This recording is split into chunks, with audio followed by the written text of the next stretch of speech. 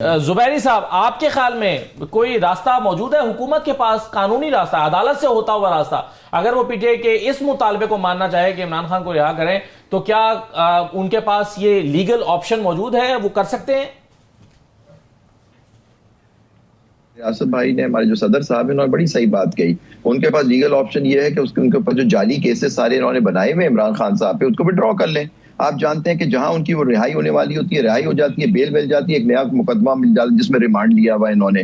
तो देखिए ना, उनको तो मकसद ये है, लेकिन ये लोग दोनों बहुत क्रिमिनल लॉयर, हसन रजा पाशा साहब भी बैठे हुए हैं जो फौजदारी के बड़े लीडिंग लॉयर हैं। ये बताएं कि जिस तरह पूरा एक हमारे जो क्रिमिनल प्रोसीजर कोड है उसमें यह है, अगर रिमांड के पीरियड में जितना जो आपके केसेस होते हैं सबके उसमें होता है। ये थोड़ी होता आज एक केस में आपको बेल मिली, फिर एक केस बना दिया गया, तो इस तरह तो आदमी बंदा कभी जेल से ही निकलेगा ही नहीं। जो यहाँ हो रहा है ये तो बिल्कुल क्रिमिनल लॉ की नॉर्मल बात कर रहा हूँ। अब ये नहीं कर रहा कि इमरान खान साहब हो या कोई हो, ये क्रिमिनल लॉ की तो बिल्कुल वायलेशन है कि आपने एक बंदे को रखा, जैसे वो रिलीज होने वाला होता है या बेल होने वाली होती है उसको करते हैं। तो देखिए इस पे जो सारे इनके मुकदमात हैं वो सारे आपने देखा कि सारे वो सियासी बुनियाद पे बनाए गए इमरान खान को, क्योंकि ये गवर्नमेंट जो है ये खुद फॉर्म 47 की पैदाइश हुआ, एक जाली मैंडेट इनको मिला हुआ है। अब पार्लियामेंट भी एक जाली मैंडेट पे इनकी अक्सरियत आई हुई, जो अक्सरियत पार्टी की वो बाहर है। लेकिन पॉइंट इज दैट कि जो खुद आके बातें करते हैं कि जी हम ना उनसे बात करेंगे ना उनसे बात करेंगे, तो आप हमसे क्या पूछ रहे हैं कि वो बात करेंगे नहीं? वो खुद कहते हैं आके हमने उनसे बात नहीं करनी। वो 9 मई की माफी मांगे, वो कहते हैं जी हमने 9 मई नहीं किया। वो 9 मई का पहाड़ा पढ़ते रहते हैं बात करने का। बिल्कुल ठीक है, चले सर,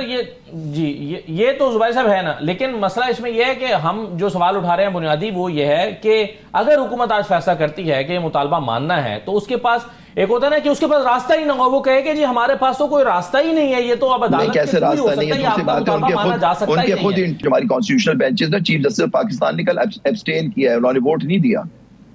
जी सर, मैं उस पे आता हूं, उस पे आता हूं सर, आपकी राय में ये डुएबल है कि मैंडेट की वापसी जो मुतालबात में शामिल किया गया की वापसी सिर्फ एक ही तरह हो सकती है कि नए इलेक्शन होल्ड करें इस मुल्क में। आप इस्लामाबाद की सीटें देख लीजिए, हमारे 2 बुकला उसमें शायद वो थे, हमारे वो पार्टीज थे हमारे जो जिनके साथ है, वो अब उनका केस हाई कोर्ट ने उठा के रिमांड कर दिया इलेक्शन कमीशन के पास। वो आज तक उसकी सुनवाई नहीं हो रही।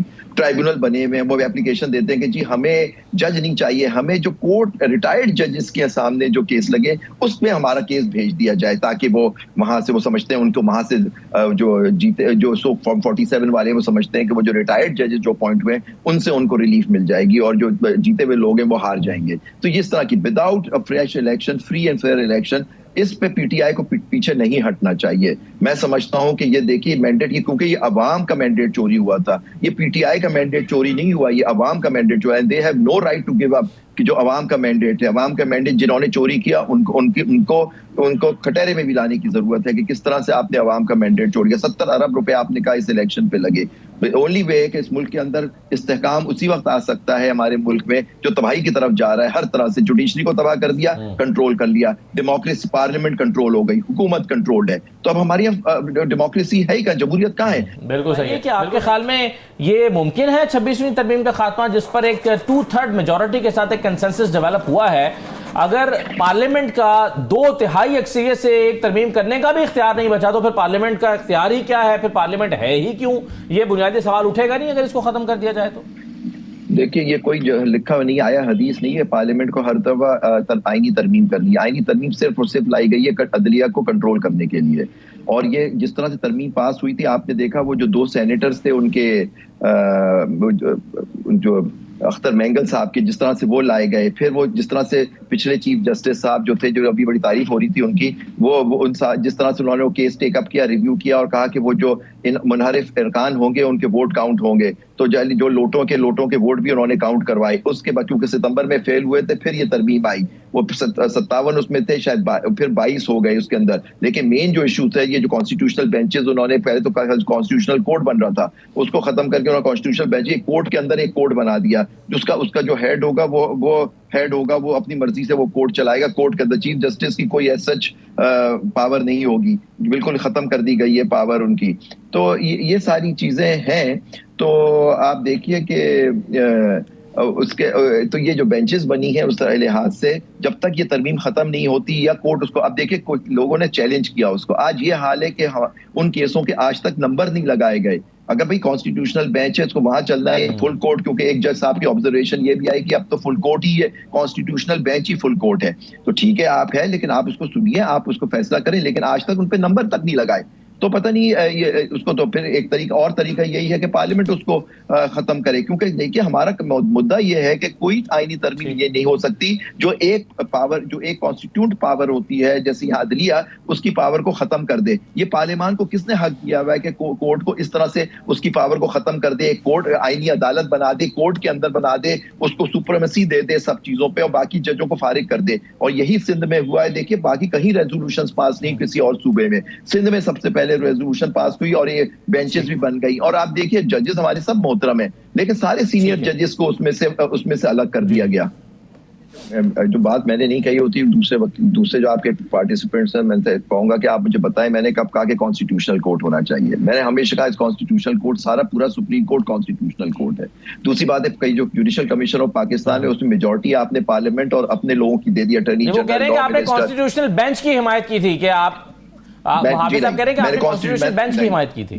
ये बता दें कहाँ की, ये तो फेडरल कोर्ट के हक में बोला करते थे कि फेडरल कोर्ट होना चाहिए, कॉन्स्टिट्यूशनल कोर्ट नहीं होना चाहिए। हमें यूता के पूरा कॉन्स्टिट्यूशनल जो पूरा supreme court, high court constitutional court है, तो आप इसके अंदर ये बेंचेस नहीं बना सकते। ये चीफ जस्टिस की सवाब दी, अब तो क्योंकि प्रैक्टिस एंड प्रोसीजर के उसके अंदर कमेटी है वो बनाएगी। तो ये देखें, जो बात हो अपनी बात करा करे, दूसरे की बात पे ना कहे कि उन्होंने भी सपोर्ट किया था ये इस तरह से।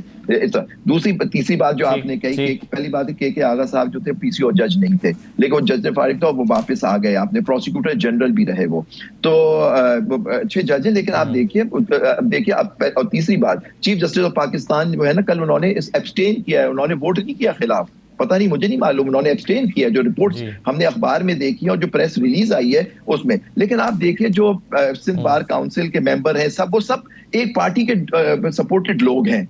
उन्होंने आके उस पार्टी के जो नॉमिनी जो उन्होंने दिए गए होंगे उनको अपॉइंट कर दिया। ये सब मोहतरम जजेस हैं हाई कोर्ट के। लेकिन ये देखना चाहिए था कि कॉन्स्टिट्यूशनल साइड पे काम किसने किया, क्योंकि देखिए हमारे यहाँ कॉन्स्टिट्यूशनल को लोग आते हैं कॉन्स्टिट्यूशनल बेंच पे, तो क्रिमिनल बेंच पे होते हैं, मुख्तलिफ जुरिस्डिक्शंस होती हैं हाई कोर्ट के अंदर। तो कुछ लोग जो होते हैं वो कॉन्स्टिट्यूशन पे, वो सीनियर जजेस, हमेशा हमारी ट्रेडिशन रही है, आज से नहीं, अंग्रेजों के जमाने से, कि सीनियर जजेस जो होते हैं उनके साथ जूनियर जज बैठते हैं उसके साथ, और वो कॉन्स्टिट्यूशनल बेंचेस कॉन्स्टिट्यूट होती है और रोटेट होते रहते हैं ताकि सब अपने अपने सीख जाए चीजों के। तो अभी ठीक है चले सिस्टम, लेकिन हम तो इसके सिस्टम के खिलाफ, एक सिस्टम चल रहा था उससे, अब आपने बेंचेस बना दिया 28 नंबर 17 नंबर, इस तरह के जजेस को आपने पिक एंड चूज कर लिया। अब आप देखिएगा इतना यहाँ काम है कॉन्स्टिट्यूशन का, ये किस तरह से ये चंद जजेस बैठ के करेंगे जो बहुत सारे लोग बैठ के किया करते थे। तो अब बाकी जजेस क्या करेंगे, वो दीवानी और फौजदारी केसेस चलाएंगे। इवन चीफ जस्टिस की अब क्या वैल्यू रह गई।